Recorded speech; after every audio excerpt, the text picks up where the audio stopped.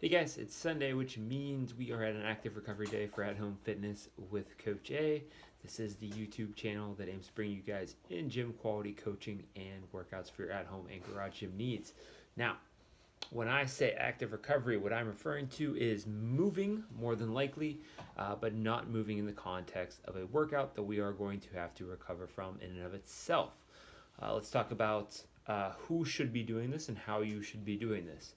If you haven't worked out a significant number of the last 6 days, then feel free to grab one of the workouts from the rest of the week and perform it for today's workout. If you have been doing the workouts regularly, there's two contexts to this. The first one is if you're an everyday workout kind of person, then more than likely you probably need a full active or a full recovery day. Excuse me, not active, but passive. In which case, the first option, option A, that you're going to see and hear me speak about is probably the day for you. Why? Because you're spending the whole week breaking down muscular tissue.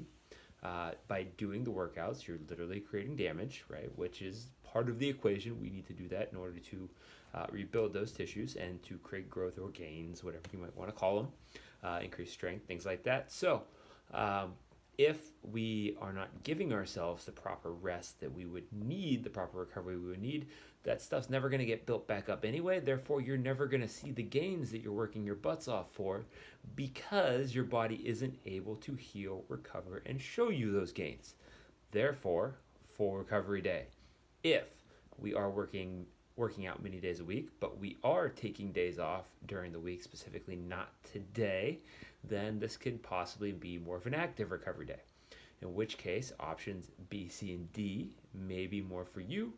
Stick around and I will speak about those in a second. All right, option a full recovery day, which means we do not do anything, let alone everything.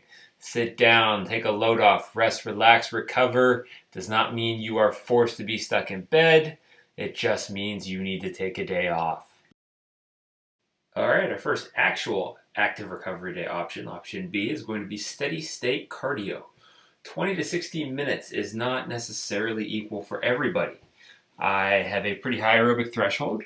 I do not run for very much longer than 20 minutes ever. So I'm not going to go out on a 60-minute, even at 60% intensity, which is the threshold we want to stay under for our active recovery day. I am not going to go out for a 60-minute run at 60% and call that active recovery because that is going to take a lot out of me. Now, this could be any of the basic cardiovascular activities, using a rowing machine, using a ski erg, riding a bike, etc. Going for a hike, just keep it at or below 60% intensity the entire time. You should be able to have a conversation with whatever you're doing. This will allow the body to flush out lactic acid and help aid the recovery process without forcing us to recovery from this specific activity. Option C is going to be yoga or mobility to improve our flexibility, range of motion, lengthen those muscle tissues, help them recover, relax, all of those good things. So what we're looking at here can be anywhere from 20 to 60 minutes. 60 minutes might seem kind of long, but if you guys are going to a slow-paced yoga class, that is probably going to last 60 minutes anyway.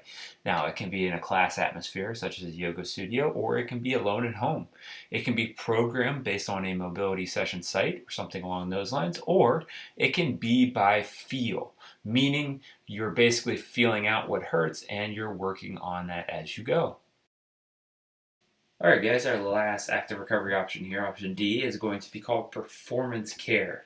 Performance care is a term that was started by Active Life that essentially means we are working on the quality of movement that our body can perform by focusing on things that improve range of motion, increase our flexibility, maybe some light aerobic cardio activity. You could see some light running, rowing, quality ski erging, stuff like that here.